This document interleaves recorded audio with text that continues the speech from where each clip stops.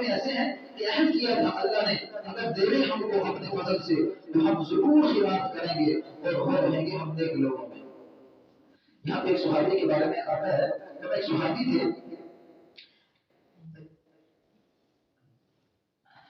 سالبہ بن خاطب انصاری، سالبہ بن خاطب انصاری، فرمایا یہ آپ صلی اللہ علیہ وسلم کے پاس آئے اور کہنے لگے اے اللہ کے رسول آپ میرے لیے دعا کریں کہ اے اللہ میرے مال میں اضافہ کر دے، اللہ میرے مال میں اضافہ کر دے۔ آپ سے فرمایا اے سالبہ اگر اللہ تجھے جو دیتے ہیں جو کم ہے یا زیادہ ہے، اللہ نے تجھے تیری حیثیت کے مطابق تجھے دیا، اللہ خوب جانتا ہے کہ اس کا دل کی کیفیت کیا ہے، اس کی سوچ کیا ہے، جو دیا اس کو شکر کر اور جنت کو حاصل کر لے۔ تو سالبہ فرماتے ہیں کہنے لگا یہ صحابی انصاری تھا، کہنے اللہ کے رسول آپ اگر میرے لیے دعا کر دیں گے میرے پاس مال آ جائے گا تو میں خوب اللہ کے راستے میں لگاؤں گا، خوب کھول کھول کے اپنے جھولی کو کھول دوں گا، اپنے ہاتھوں کو کھول دوں گا۔ تو فرمایا دیکھ سالبہ ایسا نہ کر، ایسا نہ کر، شکر کر تو تجھے دے دیا۔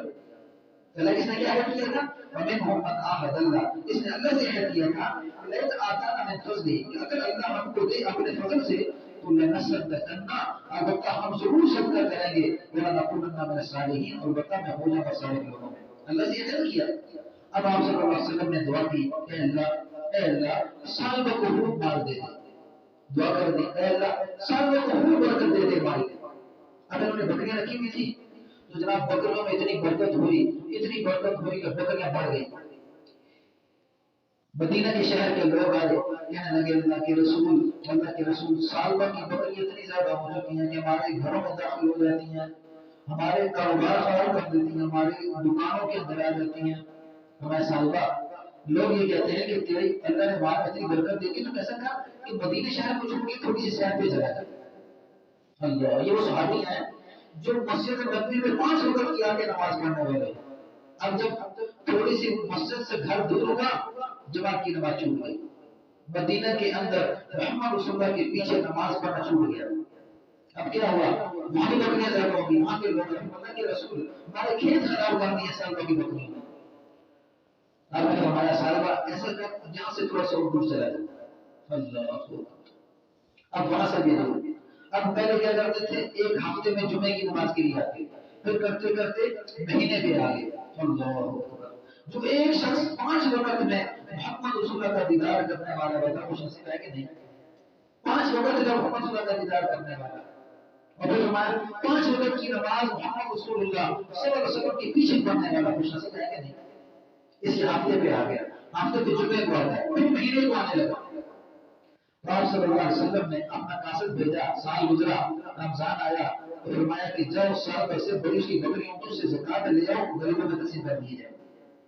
جب وہاں پہ پہنچے حضور صاحب کا قاصد پہنچا، فرمایا اللہ کے رسول نے مجھے بھیجا، اللہ کے بندے اللہ کے رسول فرماتے ہیں کہ اے سالبہ اپنی بکریوں میں سے زکات ادا کر دے۔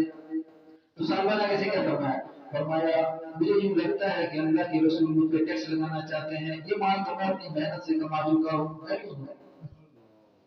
اللہ اکبر اللہ اکبر۔ فرمایا کہنے لگا اللہ کے رسول یوں لگتا ہے کہ اللہ کے رسول مجھ سے ٹیکس لینا چاہتے ہیں۔ فرمایا میں مال دینے والا نہیں۔ اب قاصد واپس آیا، فرمایا اللہ کے رسول سالبہ نے یہ بات کہی ہے۔ فرمایا اچھا اللہ اکبر۔ اب جب اس نے یہ بات کہی نا، کہنے کے بعد دل میں خیال آیا کہ میں نے محمد رسول اللہ کے قاسم کو میرا والا کہا ہے، تو میں کیا کر چکا ہوں؟ دل میں خیال آ گیا، میں کیا کیا جناب مال لیا اور اس کے پیچھے بھاگتا آیا اور آپ صلی اللہ علیہ وسلم کے سامنے پیش ہوا۔ ادھر سے آیتیں نازل ہوگی کیا؟ آیتیں نازل ہوئی فرمایا فَآخَذَ نِفَاقًا فِي قُلُوبِهِمْ إِلَىٰ يَوْمِ يَلْقَوْنَهُ بِمَا أَخْلَفُوا اللَّهَ مَا وَعَدُوا بِمَا كَانُوا يَكْسِبُونَ۔ پھر اس کا اثر رکھ دیا نفاق ان کے دل میں جس دن تک کہ اسے ملیں گے، اس وجہ سے کہ انہوں نے خلاف کیا اللہ سے جو وعدہ کیا تھا اور اس وجہ سے وہ بولتے ہیں جھوٹ۔ آیتیں کیا نازل ہوئی؟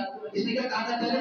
اس نے کہا اللہ کے رسول اگر میرے پاس مال آ گیا نا تو میں خوب مال اللہ کے راستے میں دوں گا اور میری آخرت بھی بن جائے گی، دنیا بھی بن جائے گی۔ لیکن جب مال کی باری آئی، قاصد بھیجا زکات ادا کر، اس نے نبی کے سامنے انکار کر دیا۔ فرمایا کہ یہ مال تو میں نے اپنی محنت سے کمایا ہے۔ آیت نازل ہو گئی اللہ کے رسول آپ نے سے زکات نہیں لینی، اللہ کے رسول آپ نے سے زکات نہیں لینی۔ اب کیا ہوا؟ جیسے کہ آیا فرمانا کہ رسول میں زکات لے کر فرمایا او صاحبہ، اللہ سبحانہ و تعالیٰ نے وحی بھیج دی ہے کہ اس سال کا زکات نہیں ہے۔ بتاؤ، سوچو، مال نے نفع دیا نقصان دیا؟ مال نے نقصان دیا۔ جو اللہ خوشی سے مال دے دیتے ہیں یہ اللہ کی عطا ہے۔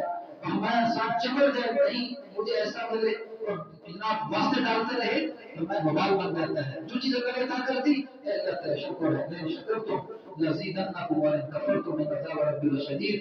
یاد رکھو اگر اللہ کا شکر ادا کرو گے اللہ تمہاری نعمت میں اضافہ کرے گا، لزیدنکم تمہیں اور زیادہ دے گا۔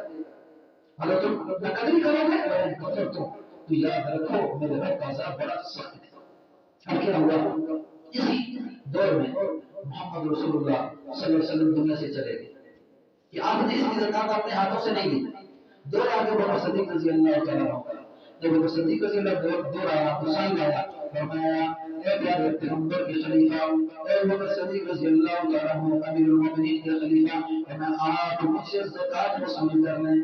تو بکر صدیق نے کیا فرمایا رضی اللہ تعالیٰ، فرمایا میرے پیغمبر نے، میرے نبی نے، اللہ کے رسول نے تجھ سے زکات نہیں لی تو ابو بکر کو ہوتا ہے زکات لینے والا، تم اپنی زکات اپنے پاس رکھ۔ اللہ بکر صدیق رضی اللہ تعالیٰ عنہ کا دور ختم ہوا، بکر صدیق بھی دنیا سے چلے گئے۔ تیسرا دور آیا عمر رضی اللہ عنہ، فرمایا اللہ کے رسول نے مجھ سے زکات نہیں لی، بکر صدیق رضی اللہ تعالیٰ عنہ زکات نہیں لی۔ اے عمر آپ اس زکات کو قبول فرما لیں۔ اے خلیفۃ المومنین، اے مومنوں کے خلیفہ، آپ اس زکات کو قبول فرما لیں۔ فرمایا پہلے محمد رسول اللہ آئے، محمد رسول اللہ نے تجھ سے زکات وصول نہیں کی۔ دوسرے خلیفہ بکر صدیق آئے رضی اللہ تعالیٰ عنہ، انہوں نے تجھ سے زکات قبول نہیں کی۔ عمر کون ہوتا ہے کہ تجھ سے زکات لے لے؟ عمر کون ہوتا ہے کہ تجھ سے زکات لے لے؟ عمر تو اسی سیڑھی پہ چلے گا جہاں پہ محمد رسول اللہ چلے، عمر تجھ سے زکات نہیں لے گا۔ یہ تیسرا دور آیا، پھر اسی حالت کے اندر یہ دنیا سے چلا گیا۔ اللہ اکبر، اللہ اکبر۔ جو چیز اللہ خوشی سے عطا کرے، فرمایا الحمدللہ۔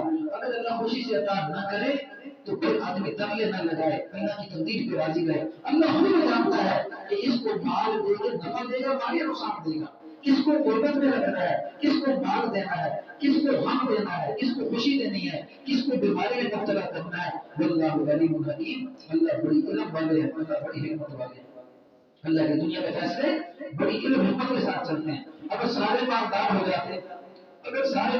ہو جاتے تو پھر ان کی سمجھ کیسے ہوتی؟ اگر اللہ غریب کو نہ پیدا کرتے، حالانکہ مالدار کے اوپر ازمائش ہے غریب، مالدار کے اوپر ازمائش ہے غریب کہ کیا کرے کہ یہ غریب کو دھکے نہ دے، غریب کو تکلیف نہ دے۔ اس کے مال کے اندر اللہ نے اس کا حصہ رکھا ہے، رکھا کس نے؟ اللہ۔ کسی انسان نے نہیں رکھا، اللہ نے رکھا ہے۔ لیکن یہ سمجھتا ہے میں نے کہا دو چیزیں ہیں، جب یہ انسان اسلام سے ہٹتا ہے اس کے دو چیزیں پیدا ہوتی ہیں، جسم پیدا ہوتا ہے اور دوسرا نفاق پیدا ہوتا ہے۔ نفاق اسے جنت میں لے کے جاتا ہے، جسم اسے جنت میں لے کے جاتا ہے، اور اسلام اس کی رہبری کرتا ہے۔ تجھے مال دیا کہاں لگانا ہے، تجھے مال دیا ہے کہاں لگانا ہے، تجھے صحت دی ہے تجھے صحت کہاں لگانی ہے، تجھے بیوی بچے دیے ہیں، بیوی بچوں کے ساتھ تجھے کیسے حقوق ادا کر رہے ہیں، کیونکہ بچوں کو کیسے تربیت کرنی ہے۔ بچے اللہ کی امانت ہے، مال اللہ کی امانت ہے، انسان کی جان اللہ کی امانت ہے، اس کا اپنا کچھ نہیں ہے، اس کا اپنا کچھ نہیں ہے۔ والذین هم لاماناتهم وعدهم راعون، وہ لوگ جو امانتوں کو ادا کرنے والے، وعدهم وعدوں کی پابندی کرنے والے، وہ لوگ جو امانتوں کو ادا کرنے والے، وعدوں کی پابندی کرنے والے ہیں۔ یعنی جان اللہ کی امانت ہے، اللہ کی امانت سمجھو، بچے اللہ کی امانت ہے، اللہ کی امانت سمجھو، ان کو اللہ کا دین سکھاؤ، ان کو محمد صلی اللہ کے پیچھے لگاؤ۔